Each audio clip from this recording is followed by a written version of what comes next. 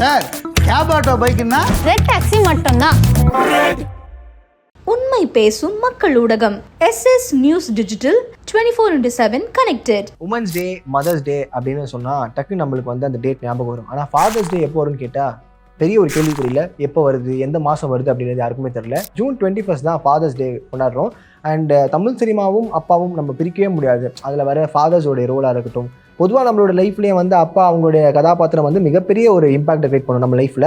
அவர் வந்து இதை பண்ணக்கூடாது, அதை பண்ணக்கூடாது, ஒரு நல்லது தான் சொல்கிறேன், நீ இப்படி பண்ணாதான் உன் லைஃப் நல்லாயிருக்கும் அப்படின்னு எக்கச்சக்கமான லைஃப் லெசன்ஸ்லாம் நம்மளுக்கு கொடுத்துட்டே இருப்பார், மோட்டிவேஷனை கொடுத்துட்டே இருப்பார்.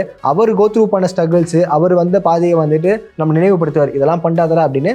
நிறைய ரீசன்ஸ் இருக்குது, நிறைய லெசன்ஸ் இருக்குது. ஸோ அவருடைய பாதைகள் நம்ம வந்தாலே நம்ம நல்லபடியாக வந்துடலாம். இது பொதுவாக அப்பா சொல்கிறது. நான் ஒரு செட் ஆஃப் தமிழ் சினிமா படங்கள் எடுத்து வந்திருக்கேன். அதில் வந்து அப்பா அவங்களுடைய கதாபாத்திரம் எவ்வளோ பெரிய இம்பாக்ட் கிரியேட் பண்ணியிருக்கு அப்படின்றத பார்க்க போகிறோம். வீடியோக்குள்ளே போயிடலாமா?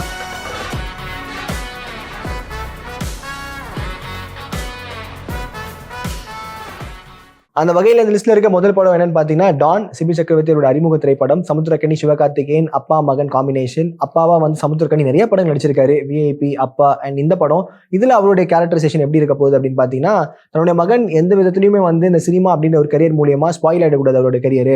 அவர் நல்லபடியாக வந்து அவருக்கு பிடிச்ச பார்த்தே வந்து போகணும் அப்படின்ற மாதிரி தான் ஒரு பாயிண்ட்ல யோசிப்பாரு. ஆனால் இங்கே சிவகார்த்திகேயன் வந்து தான் நினைக்கிற விஷயங்களுக்கும் தான் பண்ணுற விஷயத்துக்கும் ரொம்ப எதிர்பார்க்காரு, நான் ஆசைப்படுற விஷயத்துக்கு ரொம்ப அகேன்ஸ்டாக ஃபீல் பண்ணுறாரு அப்படின்ற மாதிரி வந்துட்டு நம்ம படங்களில் பார்க்குற மாதிரி இருக்கும். ஒரு பாயிண்ட்ல வந்து என்னடா இது எல்லாமே எதிரும் புதிரமாக போயிட்டு இருக்கே அப்படின்னு சொல்லிட்டு, சினிமானால வந்து ஜெயிச்சவங்க யாருமே இல்லை, சினிமாவில் தோத்தவங்க தான் அதிகமாக இருக்குது அப்படின்ற ஒரு காம்ப்ளெக்ஸான ஒரு கேரக்டர் தான் ரெண்டு பேருமே இருக்கும். இந்த இடத்துல நம்மளால ஒன்று புரிஞ்சிக்க முடியுதுங்க, தன்னுடைய மகன் எந்த இடத்துலையுமே வந்து தப்பாக வந்து கைட் பண்ணிடக்கூடாது, தப்பான வழியில் போயிடக்கூடாது, நல்ல ஒரு வழியில் இருக்கணும், நல்ல ஒரு ஸ்டேட்டஸில் இருக்கணும் அப்படின்னு எல்லா அப்பாவும் நினைக்கிற மாதிரி தான் இந்த கேரக்டர் ஆர்க்கு வந்து கிரியேட் பண்ணியிருப்பாங்க. ஆனால் ஒரு பாயிண்ட்ல வந்து சிவகார்த்திகேயன் நம்மளாம் அப்படி தானே இருப்போம். திடீர்னு ஒரு பாயிண்ட்ல வந்து நம்ம ஆசைப்படுறதை பண்ண விடலன்னா, எனக்கு எதிரியா நீங்கள் தான் இருக்கீங்க, நான் பண்ணணும்னு நினைக்கிறது எதுவுமே பண்ண விட மாட்டீங்க அப்படின்னு சொல்லி பஸ்ட் அவுட் ஆகி கத்தும் போது தான் தன்னுடைய மகனுக்கு உண்மையா என்ன தேவை அப்படின்னு தெரிஞ்சுக்கிட்டு, சரி நம்மளால முடிஞ்ச சப்போர்ட் பண்ணணும்னு சொல்லிட்டு அப்ப சமுத்திரக்கனி அவர்கள் வந்து சப்போர்ட் பண்ணி அந்த ஷார்ட் ஃபிலிமை எடுத்து ரிலீஸ் பண்ணும்போது தன்னுடைய அப்பா அங்க இருக்கவே மாட்டார், அதாவது இறந்துருவாரு. அந்த இடத்துல மிகப்பெரிய ஒரு லைஃப் லெசன் சொன்ன மாதிரி இருக்குங்க. அதாவது ஆரம்பத்துல இருந்து நம்மளோட நலனுக்காக பாடுபடுறது வந்து நம்மளுடைய அப்பா அம்மா மட்டும்தான். அதுலேயும் குறிப்பா நம்ம அப்பாவுடைய ரோல் வந்து மிகப்பெரிய ஒரு இம்பாக்ட் கிரியேட் பண்ணும். அவங்க பார்த்து வந்த கடந்து வந்த எல்லா விஷயத்தையுமே நம்மளுக்கு வந்து சொல்லி கொடுத்து, இதெல்லாம் பண்ண வேணாம், இப்படி பண்ணா உன் லைஃப் நல்லா இருக்கும் அப்படின்னு வளர்க்குற ஒரு தந்தையா ஒரு கதாபாத்திரமா தான் வந்து சமுத்திரக்கனி ரோல் இருக்கும்.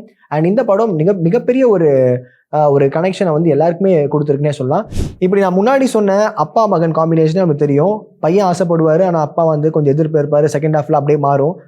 ஆனால் இங்கே அப்படியே பேரலாக பார்த்தீங்கன்னா, தன்னுடைய அப்பாவோட கனவை தோளில் சுமந்து மகள் வந்து எப்படியாவது இந்தியன் டீமில் வந்து நம்ம ஆடி, அப்பா வந்து ஒரு வாட்டி யோசிச்சாரு, இந்தியன் டீம் தோத்துச்சு, அதனால கண்ணீர் விட்டாரு, கண்டிப்பாக அவருடைய ஆசையை நிறைவேற்றி ஆகணும்னு சொல்லிட்டு அங்கே வந்து கிரிக்கெட்டுன்ற ஒரு விஷயத்தில் இன்வால்வ் ஆகி கிரிக்கெட்ல எப்படி சாதிக்கிறாங்க அப்படின்றத கனா திரைப்படம். இந்த இடத்துல அப்பாவை நடிச்ச சத்யராஜ் அவர்களும் ஐஸ்வர்யராஜ் அவர்களுமே வந்து ரெண்டு பேருமே அவங்களோட கதாபாத்திரத்தை சிறப்பாக வந்து பண்ணியிருப்பாங்கன்னே சொல்லலாம். ஏன்னா ஊரில் எவ்வளோ ரெஸ்ட்ரிக்ஷன்ஸ் இருக்கும், ஒரு பொண்ணுக்கு வந்து இதை தானே பண்ணணும், இதெல்லாம் தாண்டி எப்படி இந்த ஸ்டீரியோடைப் உடைப்பீங்க அப்படின்னு நிறைய விஷயங்கள் பேசினாலுமே தன்னுடைய மகள் எந்த அளவுக்கு வேணா போகலாம். அதாவது வீடெல்லாம் வந்து ஒரு மாதிரி வந்து விவசாயத்தில் வந்து பிரச்சனையாக இருக்கட்டும், தன்னுடைய வீடு அடமானம் வச்சு அந்த காசு திருப்பி கட்டுவாங்களா, என்ன ஆகுது அப்படின்னு எவ்வளோ பிரச்சனைகள் இருந்தாலுமே தன்னுடைய மகள் அவங்க வந்து அவங்களோட கனவு நோக்கி ஓடணும் அப்படின்னு சொல்லி அப்பா அவருடைய வந்து சாக்ரிஃபைசஸ் இருக்குல்ல, அது இந்த படத்துல வந்து மிகப்பெரிய அளவுக்கு பேசப்பட்டிருக்கும். அண்ட் கடைசியில வந்து அவங்க யோசிச்ச மாதிரி ஜெயிச்சாங்களா அப்படின்றது தான் கதை. ஆனால் அதே மாதிரி தான் வந்து படத்துலையும் வந்து அதனுடைய அப்பாவுடைய கனவை வந்து நிறைவேற்றுறதுக்காக பொண்ணும் சாக்ரிஃபைசஸ் எல்லாம் வந்து தாண்டி பல தடைகள்லாம் தாண்டி இந்த படத்துல வந்து மிகப்பெரிய ஒரு ரோல் பிளே பண்ணியிருப்பாங்க. அட்லாஸ்ட் படத்துல வந்து அப்பாவோட கனவை நிறைவேற்றினாங்களா இல்லையா அப்படின்றது தான் கதையா இருந்தாலுமே, இங்க வந்து எவ்வளோ பேர் வந்து தன்னுடைய அப்பா வந்து இது மாதிரி சப்போர்ட் பண்ணுவாங்களா, இப்படி சப்போர்ட் பண்ண நம்மளும் ஜெயிப்போமே அப்படின்னு நிறைய பேருக்கு வந்து இந்த படம் வந்து மிகப்பெரிய ஒரு எக்ஸாம்பிளா இருந்துச்சு. அண்ட் பார்க்குற எல்லாருக்குமே வந்து இப்படி ஒரு அப்பா இருந்தா நம்மளும் ஒரு படி முன்னாடி போகலாம் அப்படின்னு சொல்ற அளவுக்கு கனா திரைப்படம் இருந்துச்சுன்னே சொல்லலாம். அண்ட் அடுத்தபடியா இந்த லிஸ்ட்ல இருக்கிறது சந்தோஷ் சுப்ரமணியம். இந்த படத்துல வந்துட்டு பிரகாஷ் ராஜ், ஜெயம் ரவி, நல்ல ஒரு காம்பினேஷன். அவங்க நடித்த படங்கள் நம்ம எல்லாருமே பார்த்துருப்போம். இதில் அப்பாவாக இருக்க பிரகாஷ் ராஜ் அவர்கள் வந்து ஜெயம் ரவி அவர்கள் எவ்வளோ பேம்பர் பண்ணுவார் அப்படின்றது தெரியும். எல்லாத்தையும் பொத்தி பொத்தி பார்த்துப்பாரு. நீ எதையும் கவலைப்படாதப்பா, நான் உனக்கு தேவையான எல்லாத்தையும் பண்ணிக்கிறேன், ஆஃபீஸ் வரியா ஆஃபீஸ் வா, நீ உன்னுடைய இதை வந்து உட்காந்து வேலையை பார்த்துட்டா போட்டு போதும், ரொம்ப நீ சிரமப்பட வேணாம் அப்படின்ற மாதிரி எல்லாத்தையும் இப்படி பண்ணும்போது சின்ன சின்ன விஷயங்களையுமே வந்து இங்கே ஜெயம் ரவி அவரோட லைஃப்பில் மிஸ் பண்ணார் அப்படின்ற மாதிரியே நம்ம பார்க்கலாம். ஏன்னா இவ்வளோ பேம்பர் பண்ணி தன்னோட லைஃப்பை கூட வாழ முடியாமல் ஜெயம் ரவி அவர்கள் பஸ்ட் அவுட் ஆகி, உங்கள் கைக்குள்ளேயே நான் இருக்கேன்ப்பா, கேரம் போர்டு ஆடும்போது கூட வந்துட்டு நீங்கள் இந்த மாதிரி காயினை வந்து பிளேஸ் பண்ணி ஸ்ட்ரைக்கரை ப்ளேஸ் பண்ணி வந்து காயின் அடி அப்படின்னு சொல்லும் போதுலாம் எனக்கான ரோலை கூட நீங்கள் தான் ப்ளே பண்ணுறீங்க அப்படின்னும் போது அந்த இடத்துல ரியலைஸ் ஆகி வந்து பிரகாஷ் ராஜ் அவர்கள் வந்து பேசுகிற விஷயங்களாக இருக்கட்டும், தன்னுடைய தப்பை உணர்ந்து சார் நம்ம வந்து இவ்வளோ பேம்பர் பண்ணுறதுனால தன்னுடைய மகன் அவங்களோட லைஃப்பை வாழ முடியாமல் போயிடுச்சு அப்படின்னு சொல்கிற ஒரு விஷயம் இருக்குல்ல. இங்கே நிறைய பேர் வந்து நிறைய அப்பாக்கள் வந்து அப்படிதான் பயந்து தன்னுடைய மகன் வந்து தப்பாக போயிடக்கூடாது, தவறாக நம்ம கைட் பண்ணக்கூடாதுன்னு சொல்லிட்டு தன்னுடைய மகன் வந்து இப்படி இருக்கணும் அப்படி இருக்கணும்னு சொல்லி அவங்களுமே அவங்களுடைய மகனோட லைஃப்பை தான் வாழ்ந்துட்டு இருக்காங்க. அப்படி இந்த படம் பார்க்கும்போது நிறைய பேருக்கு வந்து ஒரு லைஃப் சேஞ்சிங் மொமெண்ட்டாக அமைஞ்சுது. அண்ட் சந்தோஷ் சுப்ரமணியம் வந்து இந்த இடத்துல வந்து எப்படி ஒரு பேரண்டிங் இருக்கணும் அப்படின்னு சொல்லப்பட்ட படமா இருக்கு. இப்படி சொல்லிட்டு இருக்கும் போது எனக்கு டாக்ஸிக் ஃபாதர்னு சொன்னா எனக்கு எம்மகன்ல வந்து நாசர் அவருடைய கேரக்டர் தான் தோணுது. ஒரு அப்பாவா நம்ம வந்துட்டு ஒரு பையனுக்கு வந்து பிடிச்ச துணியை வாங்கி கொடுக்கறதும், அதுக்கப்புறம் வந்து அவங்கள வந்து எல்லாரும் முன்னாடி எப்படி அன்பா பார்த்துக்கிறோம் அப்படின்றது தான். ஆனால் இந்த எம்மகன்ல கம்ப்ளீட்டா ஆப்போசிட்னே சொல்லலாம். யாராவது ஒருத்தவங்க துணி வாங்கி கொடுத்தா நான் தான் வாங்கி கொடுத்தேன்னு சொல்றதா இருக்கட்டும், ஒரு பிடிக்காத விஷயத்த வந்து நான் சாப்பிட சொல்லி திணிக்கிறதா இருக்கட்டும், ஒரு ஃப்ரெண்ட்ஸ் வந்தாங்கன்னா அவங்க முன்னாடி அவங்கள வந்துட்டு திட்டுறதா இருக்கட்டும், இதெல்லாம் பார்க்கும்போது வந்து எதெல்லாம் பண்ணக்கூடாது அதெல்லாமே பண்ணியிருக்காங்க. பரத் அவர்கள் தன்னுடைய அப்பாவை விட்டு தனியாக வந்து சக்ஸஸ்ஃபுல்லாக அவர் ஒரு பிஸ்னஸ் பண்ணி அங்கே வந்து அடுத்த கட்ட நகரும் போது அங்கே இருக்கவங்க கேட்பாங்க, எப்படி இந்த சின்ன வயசில் நீங்கள் இவ்வளோ சக்ஸஸ்ஃபுல்லாக இருக்கீங்க அப்படின்னு கேட்கும்போது கூட தன்னுடைய அப்பாவை எந்த இடத்துல விட்டு கொடுக்காம தன்னோட அப்பா தான் ரோட் மாடல்னு சொல்லி பேசியிருப்பாப்புல. இங்கே வந்து தன்னுடைய மகன் பேசின விஷயங்கள்லாம் கேட்டுட்டு இருந்த அப்பா எல்லா இடத்துலையுமே வந்து அவரை விட்டு கொடுத்துருக்க விஷயங்கள் ஞாபகம் வந்திருக்கு. ஸோ இதில் நம்ம என்ன கற்றுக்கணும்னா, தன்னுடைய மகளை யாருமே வந்து விட்டு கொடுக்காம அவங்களுக்கான ஒரு ஸ்பேஸை லைஃப்பை கொடுத்தோம்னா அதுவே நம்மளுக்கு வந்து ஒரு அடுத்த கட்டத்தை அவங்களுக்கு நம்ம விட்ட மாதிரி தான். இந்த மாதிரிலாம் பார்த்து நம்ம வந்து கற்றுக்கணும்னு வந்து இந்த படம் பண்ணல, இதெல்லாம் பார்த்து நம்ம வந்து தன்னுடைய மகனுக்கு பண்ணக்கூடாது அப்படின்றது தான் இந்த படம் வந்து மிகப்பெரிய ஒரு லெசனாக நம்மளுக்கு சொல்லுதுன்னே சொல்லலாம். அப் நெக்ஸ்ட் நம்மளுடைய இந்த லிஸ்ட்டில் இருக்கிறது தங்கமயில் திரைப்படம். இந்த படத்தை வந்து ராம் அவர்கள் இயக்கி நடிச்சு இருப்பார்.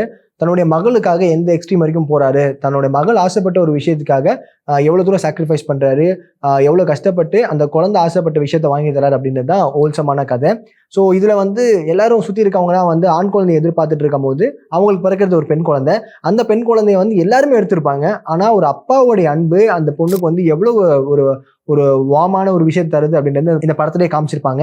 ஏன்னா தன்னுடைய அப்பா வந்து தன்னுடைய பெண் குழந்தை பண்ற சேட்டையா இருக்கட்டும் அது எல்லாத்தையுமே ரசிப்பாரு. ஒரு குழந்தைய வந்துட்டு எப்படி ரசிக்கணும் அப்படின்றத இந்த படத்துல நம்ம கத்துக்கலாம். அண்ட் இந்த படத்தோட டேக்அவே நம்மளுக்கு எப்படின்னா, ஏன்னா நிறைய அப்பாக்கள் வந்து தன்னுடைய மகளோ மகனுக்கோ எவ்வளவு சாக்ரிஃபைஸ் பண்ணியிருப்பாங்க, அந்த இடனான ஒரு விஷயம் இருக்கும்ல, அதை நம்ம வந்து வெட்ட வெளிச்சமா போட்டு காமிச்ச படமாவே நம்ம தங்கமீன்களை சொல்லலாம். ஏன்னா நிறைய பேர் வந்து அவங்களுடைய கஷ்டங்களை வெளியில சொல்ல மாட்டாங்க, அதை வந்து உள்ளுக்குள்ளேயே வச்சுப்பாங்க. பசங்க ஆசைப்படுற விஷயத்தை எப்படியாவது கொண்டு வந்துடணும், வாங்கி கொடுத்துடணும் அப்படின்னு நினைப்பாங்க. சில டைம் அது வந்து வாங்கி கொடுக்காத முடியாத சமயத்துல கூட அவங்க வருத்தத்துல ஃபீல் பண்ணுவாங்க. ஆனா இங்க வந்து தன்னுடைய மகளுடைய ஆசையை நிறைவேற்றதுக்கு எவ்வளவு எக்ஸ்ட்ரீம் வரைக்கும் போய் அதை அடையிறாரு அப்படின்றத கதை. அது மாதிரி இங்கேயும் நம்மளுடைய ரியல் டைம்ல வந்து நம்மளுடைய அப்பாக்கள் எவ்வளோ கஷ்டப்படுறாங்க அப்படின்றத நம்ம கண்கூட பார்த்துருக்கவும் முடியும். அதை வந்து இந்த படம் வந்து வெட்ட வெளிச்சத்தில் போட்டு பேசப்பட்ட படமாக இருந்துச்சு. நிறைய பேருக்கு ஒரு ஃபேவரட்டான ஒரு திரைப்படமாகவும் வந்துச்சு. ஸோ தமிழ் சினிமாவை எடுத்துக்கிட்டோம்னா தங்கமீன்கள் வந்து தவிர்க்க முடியாத ஒரு படமாகவே நம்ம சொல்லலாம். இப்போ நம்ம எப்படி தங்கமீன்கள் படத்தை பற்றி பேசினோமோ, அதாவது அப்பா தன்னுடைய மகளுக்காக எவ்வளோ சாக்ரிஃபைஸ் பண்ணுறாரு, எப்படி பார்த்துக்கிறாரு, அதே மாதிரி இங்கே தன்னுடைய மகள் வந்து தன்னுடைய அப்பாவை எப்படி பார்த்துக்கிறாரு அப்படின்றதா கதை. தெய்வ திருமகள். இதில் வந்து மெச்சூரிட்டியே இல்லாத ஒரு நபர் வந்து தன்னுடைய மகளுக்காக எவ்வளோ வந்து விஷயங்கள் பார்த்து பண்ணுறாரு. ஒரு கட்டத்தில் வந்து குழந்தைய பிரிச்சுட்டு கொண்டு போயிடுவாங்க. அங்கே லைக் அடுத்து என்ன பண்ண முடியும், இங்கே தன்னுடைய குழந்தைய பிரிச்சுட்டு போகிற சமயத்தில் கூட டெய்லி லைஃப்பில் அடுத்து என்ன பண்ணணும்னு தெரியாத ஒரு அப்பா எவ்வளோ தூரம் எக்ஸ்ட்ரீமாக போராடி லாயரை சந்திச்சு லைக் அவருக்கு லிட்டரலாக சொல்லணும்னா அடுத்து என்ன பண்ணணுன்னே ஒருமே புரியாத ஒரு நபர் அந்த ப்ரொசீஜர்ஸ் எதுவுமே ஃபாலோ பண்ணி எப்படி தன்னுடைய குழந்தைய மீட்கணும் அப்படின்னு. ஆனால் அந்த அளவு கூட தன்னுடைய பாச போராட்டம் இருக்குல்ல, நான் எவ்வளோ தூரம் வேணா போவேன், என்ன வேணா பண்ணுவேன் அப்படின்னு. கிளைமேக்ஸில் பார்த்தீங்கன்னா வந்துட்டு ஒரு லாயர் அடைச்சி போட்டுருவாங்க. லாயருடைய மகன் வந்து உடம்பு சரியாமல் லைக் ஃபீவரில் ரொம்ப எக்ஸ்ட்ரீமாக வந்து துடிச்சிட்டு இருக்கும்போது கூட போய் அந்த வலியை புரிஞ்சுக்கிட்டு மெடிக்கலில் போய் ஒரு மருந்து வாங்கி கொடுத்து அங்கே வந்து அவருடைய பாசத்தை வெளிப்படுத்துவார் பார்த்தீங்களா. யார் வீட்டு குழந்தையா இருந்தாலும் சரி, குழந்தை தான், இப்படி தான் நம்ம பார்த்துக்கிற விதம் தான் அப்படின்ற மாதிரி ஒரு விஷயம் இருக்கும். அங்கே அந்த பீக் லெவல் ஆஃப் பேரண்டிங் வந்து வெளிப்படுத்தினது தெரிய முடிஞ்சுது. ஏன்னா இது பார்க்கும் போதே வந்துட்டு தன்னுடைய குழந்தையை எப்படி ட்ரீட் பண்ண தாண்டி சுற்றி இருக்க எல்லாமே குழந்தை தான், அந்த குழந்தைங்களை எப்படி பார்த்துக்கிறோம் அப்படின்றது தான் இங்கே வந்து பொருளாக இருந்துச்சு. என் ஏஎல் விஜய் அவரோட டைரக்ஷனில் தெய்வ திருமகள் வந்து one of the epic movie. அடுத்தபடியாக நம்ம லிஸ்ட்டில் இருக்கிறது விஸ்வாச திரைப்படம் தான். அம்மா மகளை அப்பா கிட்டேருந்து பிரித்து கொண்டு வந்துடுறாங்க. இதில் வந்துட்டு தன்னுடைய அப்பா வந்து வெறுக்கிற ஒரு கேரக்டராக தான் அந்த பொண்ணு இருக்காங்க. ஸோ தன்னுடைய மகள் நம்மளை வெறுக்கிறாங்க, யாருன்னே தெரியல அப்படின்னு தெரிஞ்சிருந்தாலுமே அப்பா வந்து எந்த எதிர்பார்ப்பும் இல்லாமல் அந்த பொண்ணோடைய வெற்றிக்கும் அந்த பொண்ணோட பாதுகாப்புக்குமே துணை நிற்கிற ஒரு கேரக்டராக தான் அஜித் அவர்கள் அந்த படத்தில் ப்ளே பண்ணியிருப்பாரு. இதை வந்து நம்ம பார்க்கும்போது நிறைய இடங்கள்ல தன்னுடைய லைக் மகனோ நம்மளை வெறுத்தாலும் சரி வெறுக்காட்டியும் சரி, நம்மளுடைய ரோல் நம்ம வந்து நம்மளுடைய விஷயங்களை பண்ணியாகணும், நம்மளோட கடமைகளை பண்ணியாகணும். இங்கே நிறைய அப்பாக்கள் வந்து நிறைய சாக்ரிஃபைஸ் பண்ணுறாங்க, எந்த எதிர்பார்ப்பும் இல்லாமல் அவங்க வந்து நம்மளுக்காக நம்ம உழைச்சிட்டே இருக்காங்க அப்படின்னே சொல்லலாம். ஸோ விஸ்வாசம் திரைப்படம் பார்க்கும்போது ஏகப்பட்ட பேருக்கு வந்து ரொம்பவே கனெக்ட் ஆச்சுன்னே சொல்லலாம். இந்த வரிசையில் நம்ம டாடா திரைப்படத்தையுமே சொல்லலாம். அந்த பையனுக்கு அம்மா யாருன்னே தெரியாது, அந்த அம்மாவுக்குமே தன்னோட பையன் யாருன்னே தெரியாது. இப்படி இருக்க ஒரு போராட்டத்தில் கடைசியில் வந்து அப்பா கூட நின்று எப்படி வந்து கடைசியில் வந்து அவங்க அம்மாவை வந்து சேர்க்குறாங்க, ஒன்றிணைக்கிறாங்க அப்படின்றது கதை. அண்ட் யாடி நிமிடங்களில் ரகுவரன் அவர்கள் பண்ண கதாபாத்திரமா இருக்கட்டும். ஏன்னா நம்ம வந்து ஒரு பஸ்ல வந்து தன்னுடைய மகன் வந்து ஃபுட்பால் அடிச்சு தொங்கி போயிட்டு இருக்காரு அப்படின்னும் போது ரொம்ப வருஷமா வண்டியை கூட மாத்தாம ஓட்ட வண்டியிலேயே போயிட்டு இருக்க ஒருத்தவர் அந்த ஸ்கூட்டியை விட்டுட்டு தன்னுடைய மகனுக்கு ஒரு வண்டி வாங்கி கொடுக்கணும் அப்படின்னு சொல்கிற அந்த சாக்ரிஃபைஸாக இருக்கட்டும். அண்ட் இன்னொரு பக்கத்தில் வந்து பிகில்ல வந்துட்டு நான் என்னதான் ரவுடிசம் பண்ணிட்டு இருந்தாலுமே தன்னுடைய மகன் அந்த ரவுடிசத்தில் வரக்கூடாது, அவருக்கு பிடிச்ச ஒரு விஷயம், நீ முன்னேறி வந்தனா வந்துட்டு இங்கே இருக்க மக்களும் முன்னேறி வருவாங்க, நீ போ அப்படின்னு சொல்லி அந்த பாதையை சூஸ் பண்ணி விட்டு அவருடைய கனவை வந்து லைக் வந்து ஜெயிக்க வைக்கிறதுக்காக தன்னுடைய அப்பா எவ்வளோ விஷயங்கள் போராடுறாரு, என்னென்ன விஷயங்கள்லாம் பண்ணுறாரு, ஏன்னா அவர் மேலே படிந்த கதை தன்னுடைய மகனுக்கு வந்து வந்துடக்கூடாது அப்படின்னு சொல்லிட்டு அவர் பண்ணுற விஷயங்களாக இருக்கட்டும். இப்படி நம்ம தமிழ் சினிமாவை எடுத்துட்டாலே iconic characters, iconic father characters அப்படின்னு டிஸ்கஸ் பண்ணாலே ஒரு சில படங்கள் நான் லிஸ்ட் அவுட் பண்ணேன். அது மாதிரி நீங்கள் நிறைய படங்கள் பார்த்துருப்பீங்க, உங்களுக்கு பிடிச்ச ஐகானிக் ஃபாதர் கேரக்டர்ஸ்லாம் இருக்கும்ல, அதை பற்றி என்ன நினைக்கிறீங்க, அந்த படங்கள் என்ன அப்படின்றத கீழே கமெண்ட் செக்ஷனில் மறக்காமல் சொல்லிடுங்க. அண்ட் இந்த இடத்துல ஒன்றே தாங்க சொல்லி ஆகணும், நிறைய ரியல் லைஃப் ஹீரோஸை கொண்டாட நம்ம ரியல் லைஃப் ஹீரோவாக இருக்க நம்ம அப்பாவையும் கொண்டாட தவறிட்டோம். இனிமேல் நம்ம கொண்டாடுவோம். Happy father's day to all fathers. And இனிமேல் நிறைய வீடியோஸ் பார்க்கணுன்னா SS சேனலை சப்ஸ்கிரைப் பண்ணிக்கோங்க. சார் கேப் ஆட்டோ பைக்குன்னா ரெட் டாக்ஸி மட்டும்தான். உண்மை பேசும் மக்கள் ஊடகம் SS நியூஸ் டிஜிட்டல் 24/7 கனெக்டட்.